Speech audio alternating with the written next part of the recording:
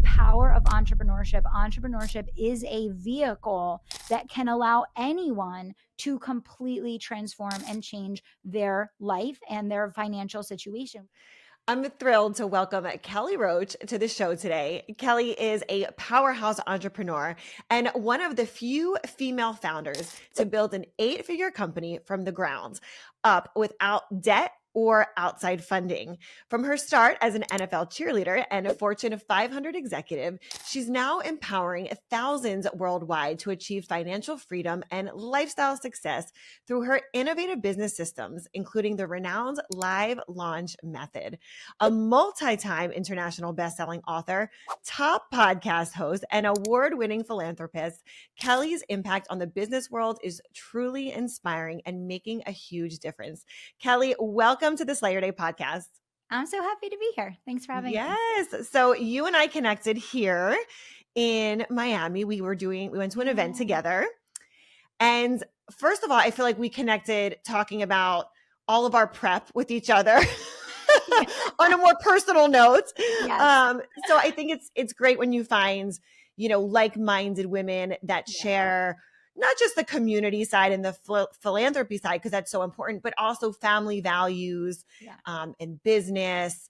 And I feel like when you find those women, it's so rare, and it's something that it's really, really special. So thank you for being here today. Yeah, no, I felt the same way, and it is so rare, and it's a treasure when you find those people. And I felt really, excited to meet you because we connected immediately. And, there's so much more for female leaders, with family and all of the other components of our lives. And it's nice when you can connect on a little bit of a deeper level.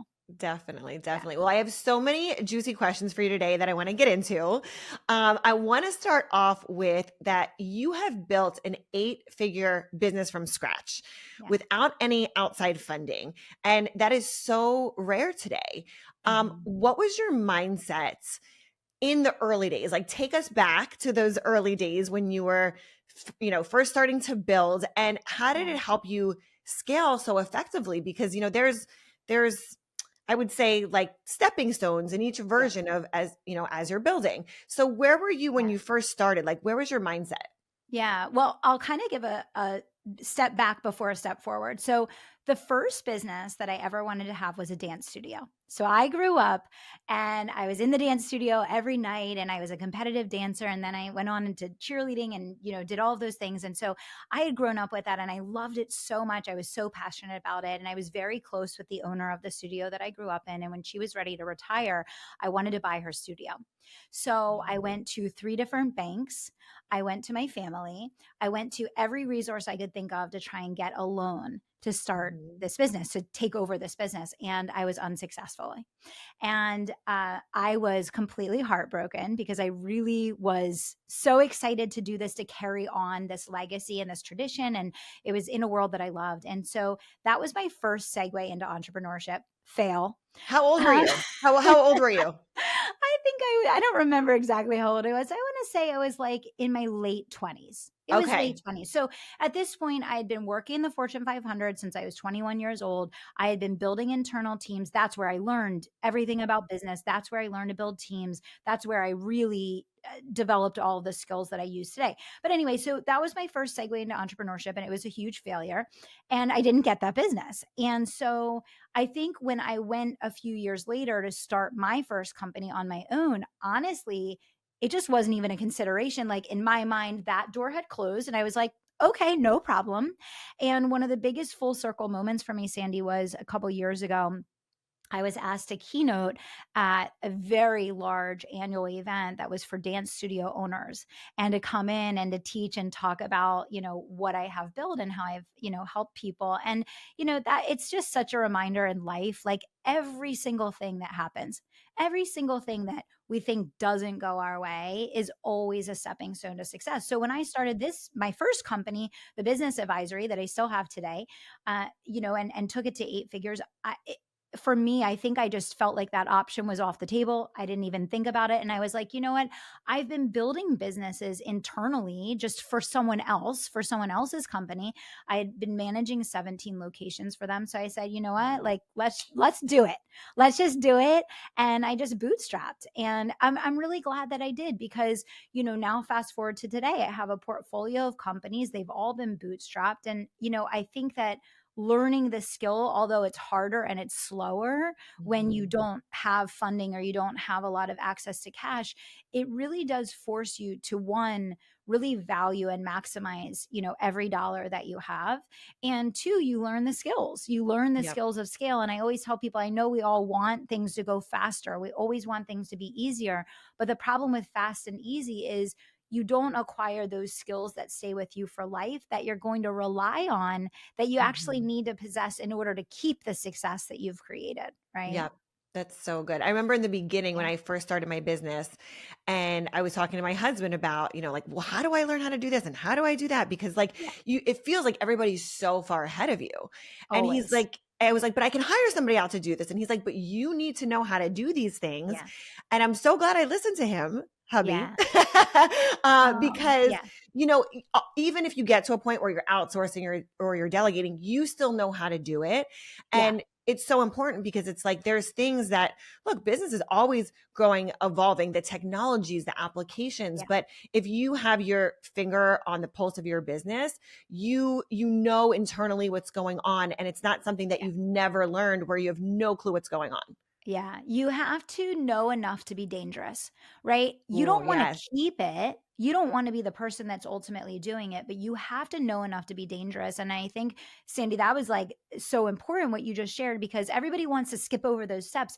But the Yeah. problem is let's say you hire someone to do that for you, but you have no idea how to manage or Mhm. lead that person effectively. That's how people get themselves into really bad situations with fraud and Yep. all sorts of things because they just didn't know enough to be able to even Mhm. like audit True. or give feedback or assess what someone's doing for them. So yeah, it's always the slow down to speed up, which we Yep. never want to hear. It's Yep. never what we want, but it's always the best thing for us, right? Yes, yes, Yeah. absolutely. Everyone is talking about soursop, the tropical superfruit with superpowers. And if you don't know what I'm talking about, listen in. If you suffer from inflammation, digestive issues, low energy, or low immune health, there's nothing else like soursop to help your body feel its best. But the soursop fruit is almost impossible to source in the US. So Soursop Nutrition is on a mission to bring you a selection of expertly formulated supplements that give you the benefits of soursop hassle-free. The Soursop Cell Plus Immunity Gummies are gluten-free, non-GMO, and low carb, and they're a favorite in my house. We also love their shake boosts, which come in 4 flavors, including 2 delicious fall favorites, pumpkin and apple. If you follow me on Instagram, you'll see I love adding the shakes into my smoothies, and we even add them to our big treats for the kids, and they love baking with me. They're great for gut health, are full of fiber, and help balance blood sugars, making it a natural weight management aid. Who doesn't love that? The shakes are also 0 sugar, low carb, and gluten-free. Place your first order today and enjoy 20% off with code SANDY20 or use the link in the show notes. I want to talk about this a little bit deeper. What's the most common obstacle that you see holding people back from hitting these milestones that we're talking about? And maybe you already kind of answered it, which is like, we want to just rush into it, but is there anything else that you see commonly like in the space going from 7 to 8 figures, like where these entrepreneurs are in this space where, it's just these constant obstacles that come up within that threshold? Yeah. So I think I separate it into kind of two different buckets because there's the strategic bucket of what you're doing in the business. And then there's the mental, emotional bucket of like who you're being in the process, right? So I'll start with the who you're being in the process, right? When you start scaling and you get in that low, like maybe you're five, 600,000, you're a million. Now you're starting to spend money to build a business. So you just went from, I feel really good, I'm making money, this is going well, to I'm going to invest in my business so I can grow it more, to this feels like crap, I'm broke again, I feel like I'm starting over, I don't know what I'm doing. So there's this huge mental emotional toll that people go through in that kind of murky in between of like, again, you're taking a step back to take a step forward. And what I find really prevents a lot of people from going to from 7 to 8 figures is more about the mental emotional ability to deal with the risk and deal with the challenges that come up from a people and leadership standpoint. People will have a challenge with someone that they hired for a role, and there's a lot of trauma around team and things that happen, right? And it's just par for the course. It just happens. You're never going to talk to anyone running an 8 or 9 figure business that isn't like, yep, I've had that. Like, they've all been through all of these things. And it's your ability to take a step back and say, like, okay, these are just like lessons, they're like rungs on the lessons obstacle course, and not taking it as this like definitive failure, but instead saying, okay, this is being presented to me right now and this is happening and there's something significant I have to learn here. And I always say, you keep cycling in the same place until you learn the lesson that you need to learn that is going to allow you to spring forward. And so what I see for a lot of people is they have the capability to go significant places with their business, but they take things so personally, and they take those wounds, those burdens that come up, they allow them to kind of like infringe on their entire mindset and perspective about either what's possible for them, or they get so scared or shaken up by those things that happen. And what I say is, like, listen, like, when you want to do something extraordinary, you're going to deal with all the things that come with that.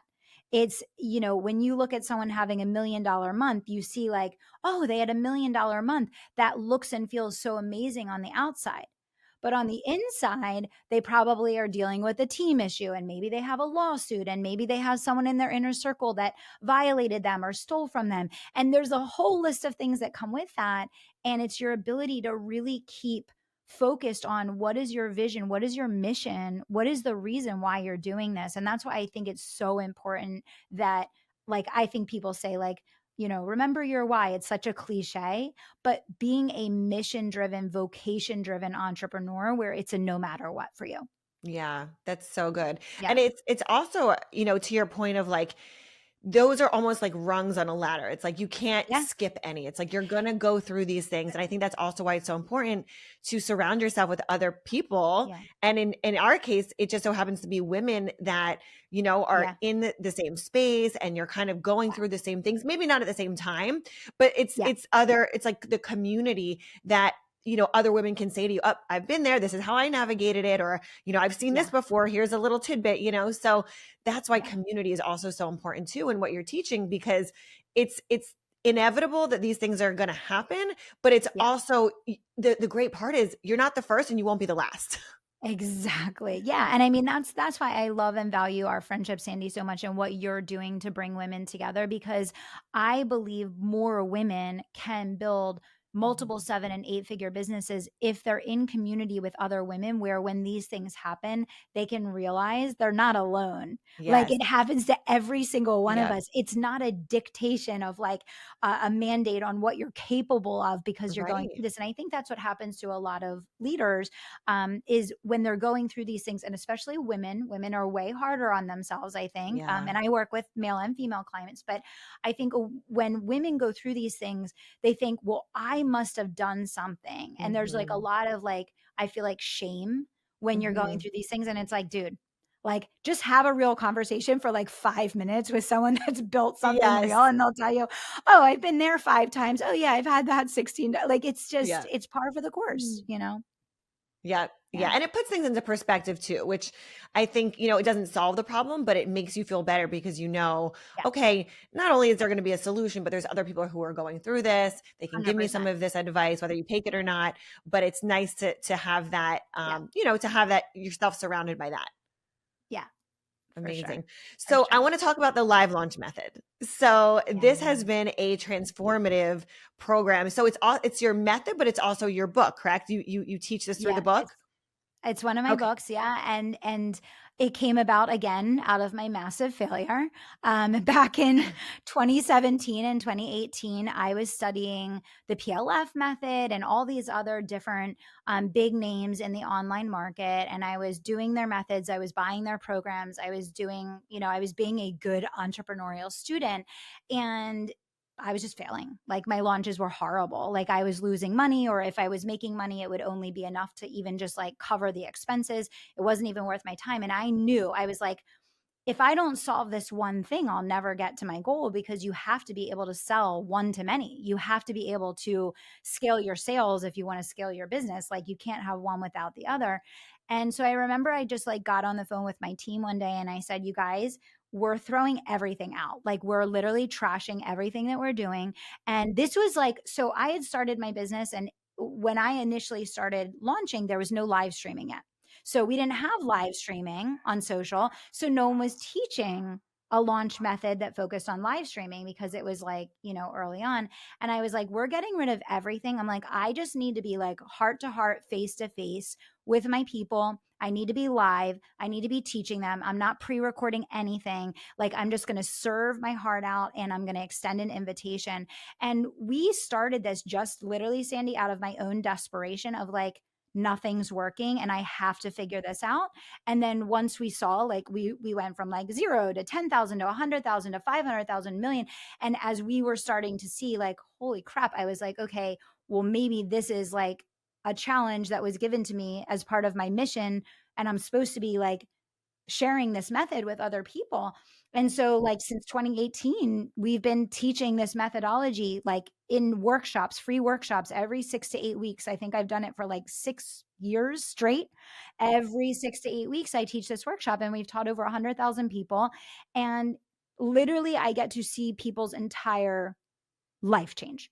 Like I had a client that literally messaged me 2 weeks ago. She bought her parents a new house for cash from her live launch.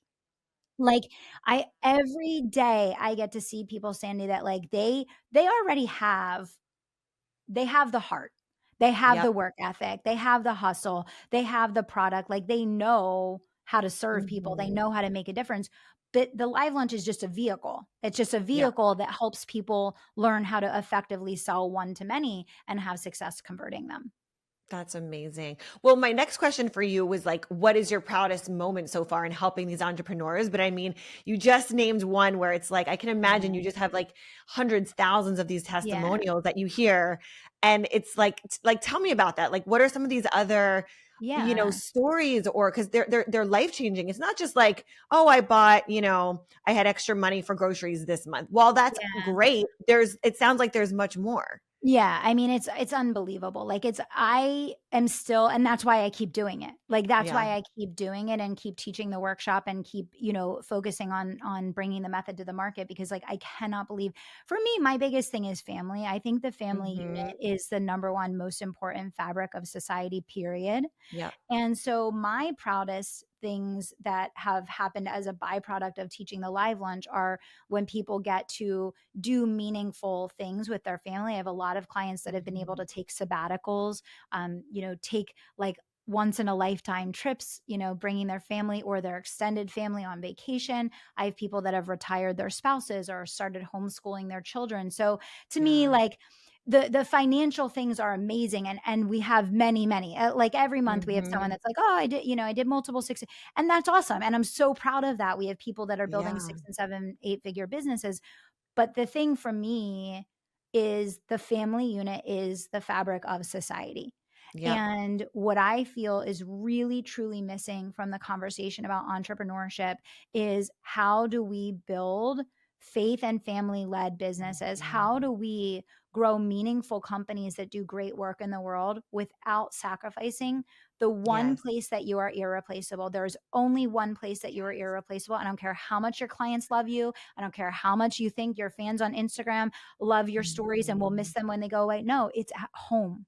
Yep. It's at home. I And think so that's why that's you the and I big thing. aligned so fast, Yeah. because you and I are both in agreement on this. Like we Yeah. are on the same page. We Yeah. were talking about like the homeschooling with our kids when we Yeah. met. I mean, I just feel like there's, Yeah. business is a part of my life, but the Yeah. family to me is the most important Yeah. thing. And for both you and I feel like we really connected on that being like the main Yeah. pillar. And when I see, my kids, like they were in school, like my oldest, not my youngest, but my oldest, when he was in school, like all day long, I would tell my husband, I'm like, I miss him when he's gone, I said like, that all the time with Madison. I was like, I yes. miss her so much. Like, yeah. Yeah, so, like, the fact now that they're home, we're doing, like, a hybrid, so they're not fully Yeah. homeschooled, but it's a hybrid Yeah. program where they're going half days, and the other great thing, and I know you're doing this too, and we'll talk about it, is, Mhm. like, you get to homeschool in your way Yeah. in the things that like, entrepreneurship and Yeah. business, and for the kids, like, they'll go to, watch Jared at his real estate summits, and they're hearing Yeah. all of So they'll get on awesome. stage. I think you had Madison on stage, right? Yeah. That's Yeah. okay, so tell me about that. Yeah, I mean, it's everything, and so, like, right now, she's this is her first year homeschooling, and she's Mhm. just this week actually, tomorrow is, like, our first homeschool day of this week, and she's finishing her first public speaking class tomorrow, and so she Love it. will then write her presentation, and then she'll practice it, she'll deliver it for us, and then when she's ready, she gets to come and present it in one of my events. So, That's like, amazing. How old is she? it's just the ability. What'd you say? How old is she? She's 10.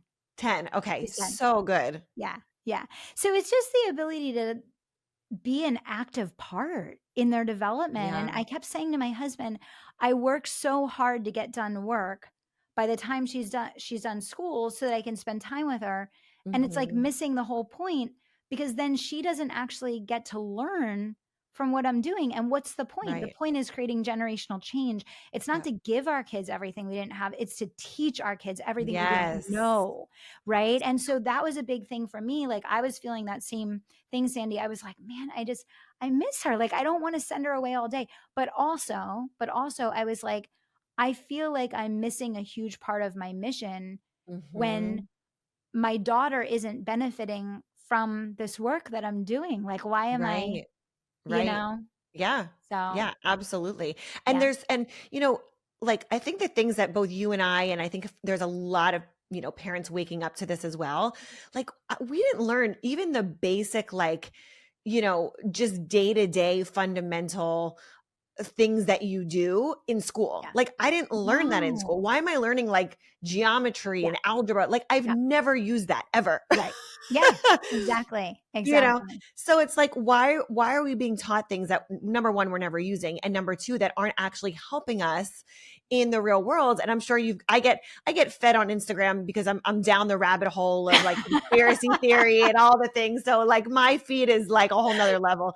I But love it's it. like it's one of the things that I saw yesterday. I think I actually shared it today or yesterday, was like, what would you do if you were to like, and this is deep. So this is like, people are going to think I'm cuckoo, but it's like down the rabbit hole of, what would you do if you were to try and like, you know, ruin a society or turn it evil? And it's like, put people in a system that, keeps them trapped, like AKA school, where everybody's learning the same Yeah. thing. Yeah. And and it's like this, what is it? Like the herd mentality, right? Same thing with all Oh, the learn teachings and the vaccines and the school days. And so it's just like a whole, again, it's a whole rabbit hole. But I think that oh, girl, for I'm down that you and rabbit hole I, with you. I am down yes, that rabbit yes, hole it's with like you. and like, even for us, we were at the point where we like woke up to it and we were like, Yeah.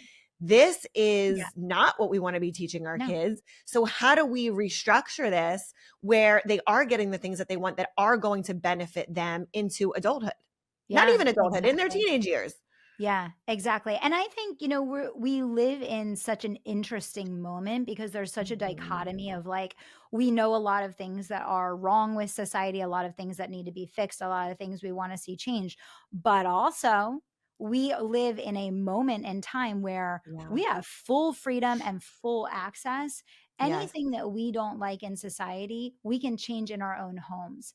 And Yep. that is like my message to everyone is like, you need to focus on what you can control. And I love the Mother Teresa quote. She says, if you want to change the world, go home and love your family. Oh, And I yes. think that I literally have goosebumps even Me just too. saying I that. just got full Just body saying that. goosebumps. And and Yes. and I think about that quote every single day because it starts and ends at home.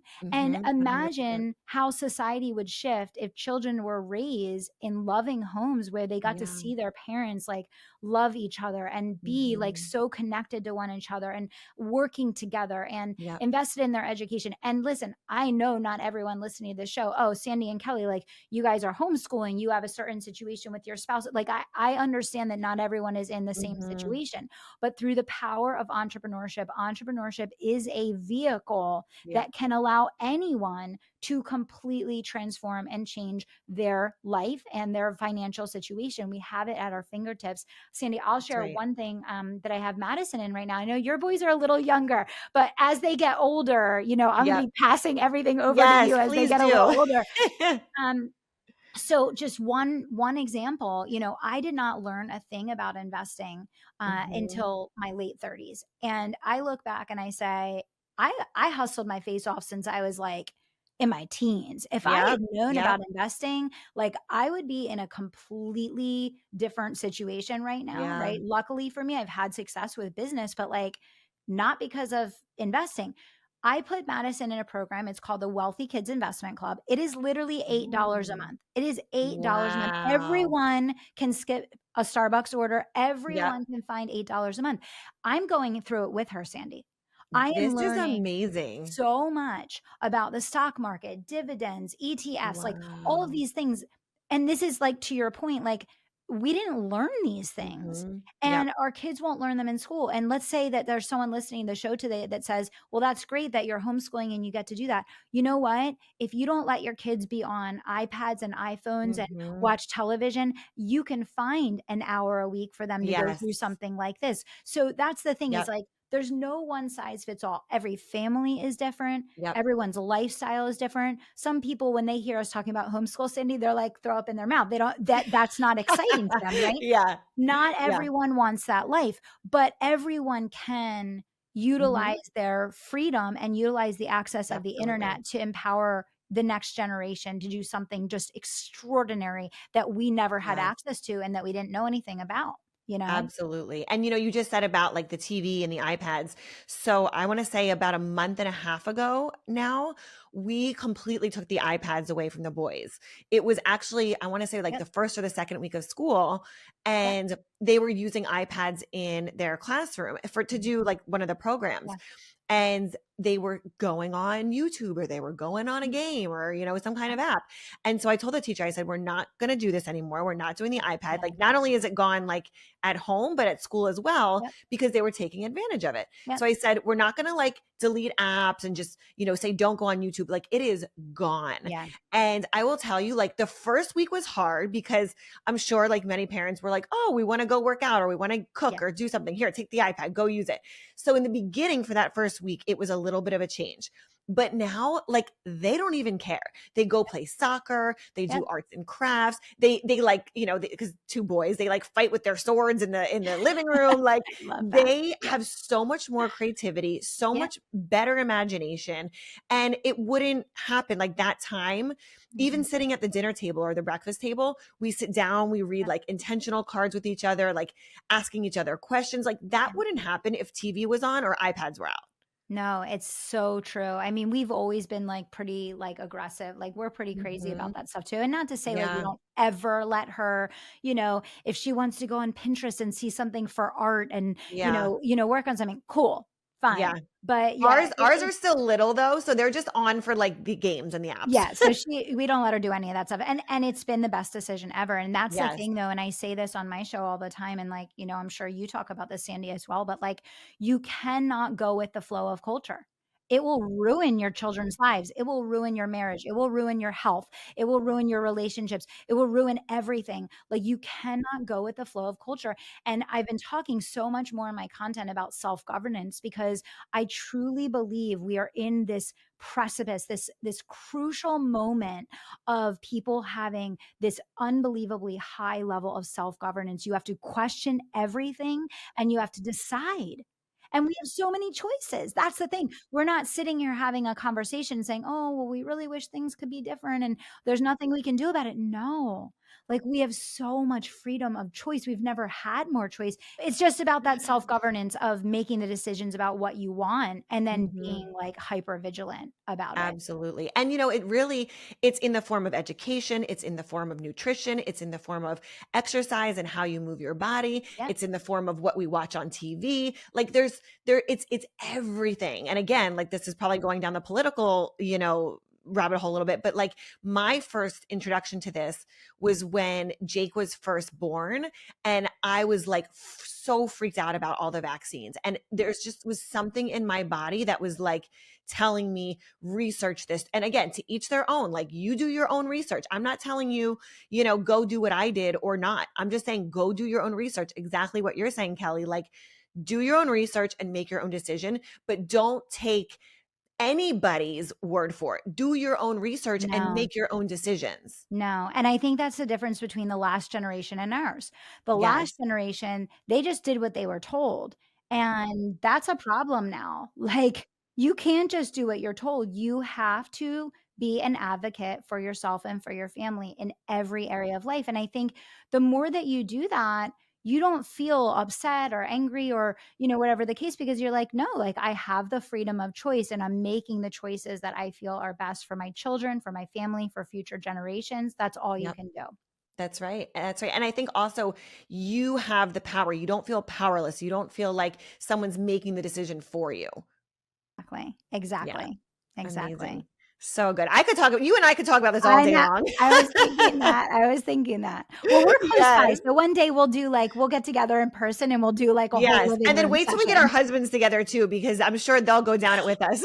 I agree. Yes, I love it. absolutely. Well, I want to pivot, and I want to talk about your your books. I want to talk about 11-time international best-selling author.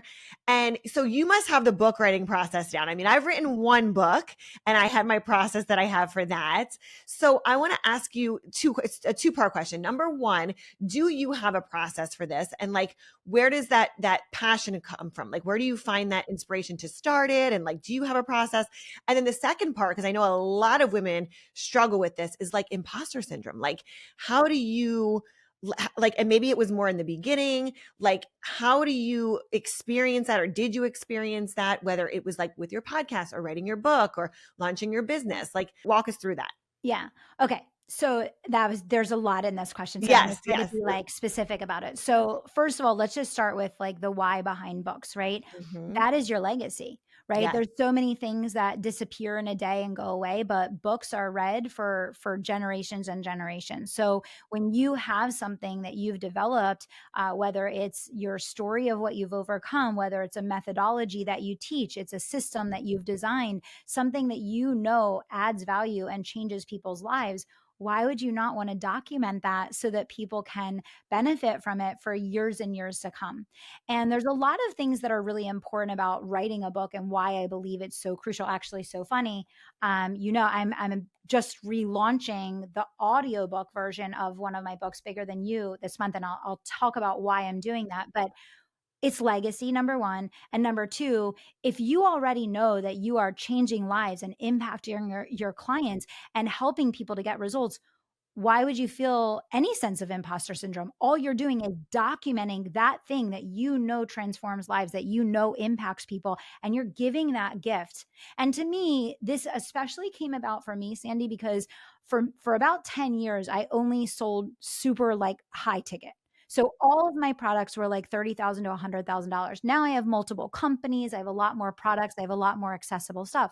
One of the main reasons I wanted to write books was I wanted a way that for $20, someone could learn my methods and get results for free so that it was accessible to absolutely everyone. And I think that's another thing to think about for everyone as well. I will say most of the people that join my high ticket mastermind have joined because of this book. And so that's the third point I would say, when just giving everyone like, why is this so crucial? Why is this so important for your business? Legacy.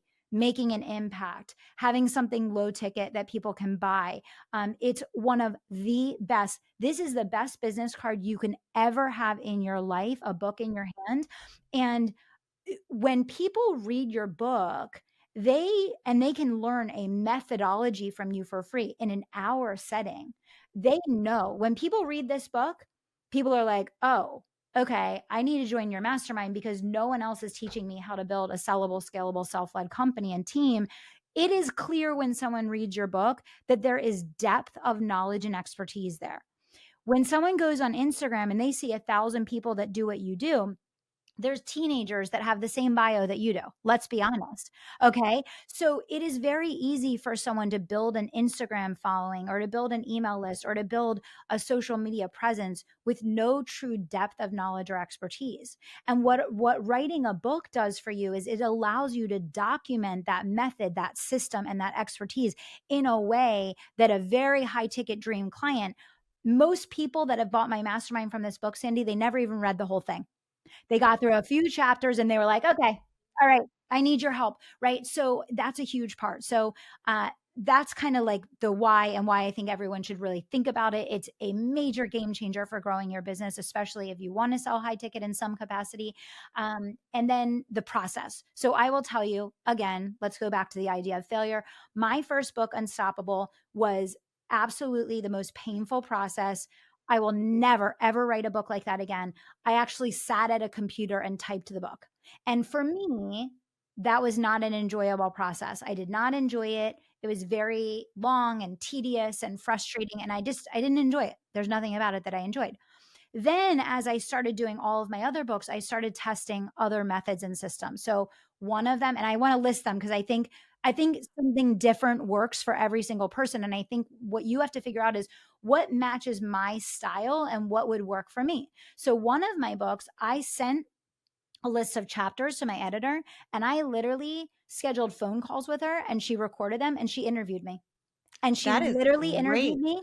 It all got recorded. She transcribed it and literally edited that right into the book. Wow. Yep. That's amazing. I love Yep. that.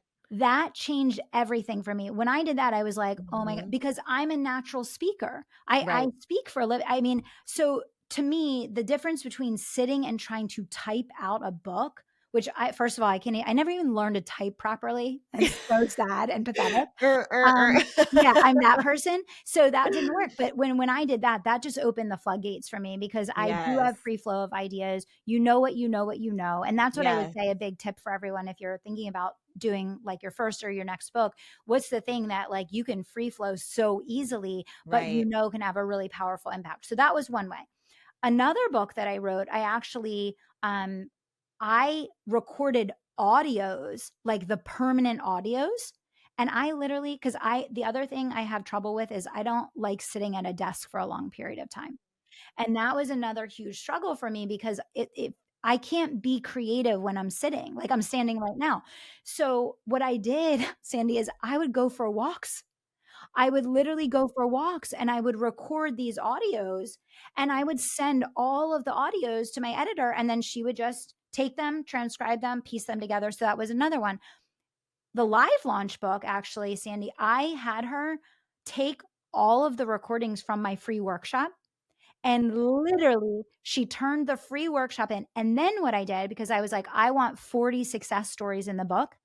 I opened it up and I gave people, I said, if you submit your live launch success story, these are my clients that actually were using it, right? I said, if you want a chance to be featured in the book, submit your live launch success story. And they sent in these beautiful, amazing stories of the before and after of their business, the results that they got, all of that. And then they got to have their name and their business in it. So what I would say to everyone is number one, if you even have an idea to do a book, you're meant to do a book. Like if you even have an inkling, you're meant to do it. That's number one. Number two, there's no reason for imposter syndrome because if you have a method, an idea, a system, a process, anything, or a story that could inspire and change someone's life, you have a responsibility to share that because it could save someone's life. That's what I That's say to right. people all the time. It literally could save someone's life. And Yes, then thirdly absolutely. is just find a style that works for you. Yeah. Like, Well, I I think love the that you gave like 3 or 4 different styles because Yeah. everyone's different. I mean, Yeah. I I'm just like you. I love Yeah. talking and I love being on video. So like for me, like and I'm doing so much walking now that like sometimes I even Yes. do calls when I'm outside walking or on Yeah. my, treadmill. So I love and I also get more creative when I'm moving. I Yeah. can't just be sitting. Yeah. Exactly. Exactly. So, like, for you, Sandy, it's time to start that next did you start your next book yet? So I started it where I because I to start the process where with my outline. So I kind of like can Okay. get everything organized. So the next one's not going to be like the first one where it was just like your typical book. The next one's more like almost like a coffee table style book. I love that. With like more like yes, the productivity and the time management in the business, but also like the lifestyle and the routines and the So habits. good. So it's going to be a little bit different style. I love that. Oh my gosh. I Yes. can't wait. I will be first on your pre-order list. That's amazing. It's gonna be for 2025 because there's some other things I Yeah. want to get off, like check off first, like beginning Q1, Q2 2025. So it's like probably at least a year away, Yeah, no, that's but it's great. there. Yeah. Yeah, it's a great way to re-engage the audience and to have people just keep Mhm. growing with you. You know, I Yes. think Well, and people I love that you've done so many because it's like there's always it's almost I look at it like podcasting, right? It's like you go on this journey and you see and you hear the evolution yourself. So Yeah, like where you were, and this is what I tell my clients, I'm like, just because you have a podcast today and you put out an episode doesn't mean a week, a month, a year from now you're in the same spot. The whole purpose is that you're evolving through that process and the audience gets to come along with you. yeah. It's so true. And I will say, like, I just went back and did the re-record for Bigger Than You to do the audiobook, and I added 7 chapters. And I literally Wow. thought to myself, so this book is all about building successful teams, and it's all about leadership and what it takes to build like a championship team. And I went through that process and recording the audiobook, I was like, wow, I've come so far since I wrote that book. I mean, I released it 6 years ago, so that means I wrote it 7 years ago. Like everything that we've done since then. So I added 7 bonus chapters, and it literally took me like a day to add the bonus chapters. And I would that's another tip I would give everyone listening. Maybe you already have a book, relaunch it, do some bonus chapters. It's not that hard even to pull your manuscript and say, I want to do a revised version and add some bonus chapters, whether you want to do it in an audiobook or you want to do it in a physical one. So good. And I guarantee everybody has something. Like they Yeah, could look at past lives that they did. They can look at exactly. past, podcast episodes that they've done. If you don't have a podcast, look at some of the content you put out on social media. Like there's Exactly. something there. You just have to like figure out what it is that you want to make Yeah. that your statement. And again, coming to a title is a whole other Yeah. thing, but like the typically the content's already there, whether it's social, Yeah. podcasting, YouTubing, it's there. Something is there to It's start with. there. That's it. Yeah. Yeah, and I think I was really hesitant to do that the first time because I was like, "Oh, I wanna make sure it, like, flows and it feels like a book and all of that," but that's why you have an editor. They're gonna make Yes. sure they help you to create the bridge and the link, between how you originally presented it and then how you're using it. Yep. Amazing. Okay, two final questions for you. One is I want to know because here at Slayer Day, we always talk about systems and strategies and non Yeah. negotiables. So I want to know from you with so much that you have on your plate business, family, travel, all the things what are some of your non negotiables for self care and just maintaining your energy? Yeah. My number one thing above anything else is 8 hours of sleep. Oh, yes. I Yes. truly just I really believe that that is the foundation of health, and, like, what I have in a day, and I know for you, Sandy, and probably all of your listeners, like, that is the foundation of everything, right? So, I think sleep is the number one thing, and I'm not a big morning routine type girl only because I say, like, I know and understand that for every person listening to the show, you have a different life situation. What I do in the morning maybe doesn't match for you or whatever the case. I do take time to pray every morning. I do take time in prayer every single morning before I start. I do take time in just like quiet and just kind of getting myself centered. I got a walking pad for my office like 2 months ago. So now if I'm on like team calls or anything internally, I just walk while I'm on the calls and try to get my steps in. But yeah, I think it has to be right for you, right? Obviously good in, good out. That's it. And we make it really complicated, but like that's the truth. So when we look at our energy, it's like, are you plugging the vacuum in to the outlet? Like literally, are you doing things that give you energy that are going to allow you to show up and command the space and have the energy and the vibration of what you want to create in the world? And just if you just ask yourself that question, most of us are like, I Mhm. need to do a little bit more of this, or I need to do a little bit Yeah. more of that, right? Yeah. And I feel like also for me, it changes. And it's probably being a Mhm. woman, different cycles, different weeks, Yeah. different days. So one week, my body needs something different than like the next Yeah. week. Like I felt this past week, I was like, I really need more rest. I Yeah. really need, and I'm pretty good at honoring that. Like if I feel like I need a little bit more rest or I need Yeah. to take, even if it's like a nap, I'm like, Yeah. you know what? If that's what my body's craving right now, I know I'm going on all cylinders all the time. I will listen to myself and say, okay, Yeah. this is what you need right now. Yeah. That was So something I think really that's important important. that I learned in the last couple years. I feel like in my like 20s and 30s, I was like a machine. Like literally, I Yes. would just go Yes. for like 18 hours and I would just like not even think about it nonstop. Now I'm in more of a season of like, I really do want to honor how I feel and know when enough is enough and Yeah. like when it's time to just like, rest. So yeah, I think that's an Yeah. important one. That's good. Yeah. That's good.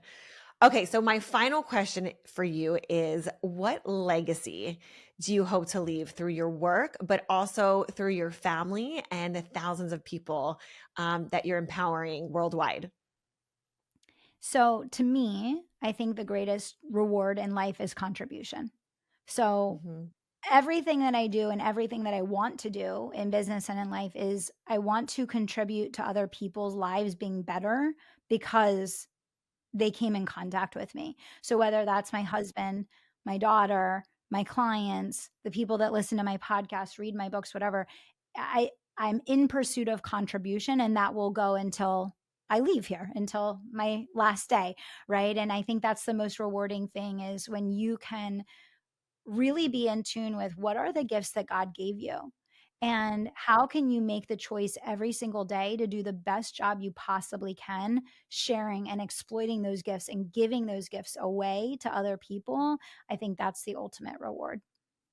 So good. So good. And because of your podcast and because of your books and all of your content, that will go on forever. That is, those are legacy pieces. Your daughter and your grandkids and your great grandkids, it's like an archive of your legacy. Yeah. Yeah. And that's why I think more creators should think about those things from that way. I say that all the time with my podcast. Like I've gone 7 years, I have not missed a week, like, I that is going to be there for Madison one day when she's older and she's like, "I wanna hear mom today and I'm gone," like, "Come and spend and sit with me, like, I will be there," and I think more creators, like, don't overthink, like, what anyone else is doing or where you are in your journey or where anyone else is. It really truly doesn't matter. It's just answering the question, "What can I do today to give my gifts away to as many people as possible?" Oh, that is so good, Kelly. Thank you so much for being here on the Slayer Day podcast today. Where can Yeah. everybody connect with you? Because I know after this, they're going to want to connect with you. Of course, read your books, check out your podcast. So, where can they find you? Yes, thank you so much. Yeah, I mean, I would say the podcast definitely. I mean, that is my prize. I do 2 new shows every single week, and I really span the gamut of business and life and spiritual growth and family and what does it look like to build a business of contribution, create wealth, but put your family first while you're doing it. So the Kelly Roach Show. I love that, Kelly. I love it so much. I'm so aligned with it, and I love family and how that's so important to you. And I'm so grateful for the work that you do. So thank you for being here today. We will link everything below in the description so the listeners can find you. And of course, ladies, make sure you go out and slay your day.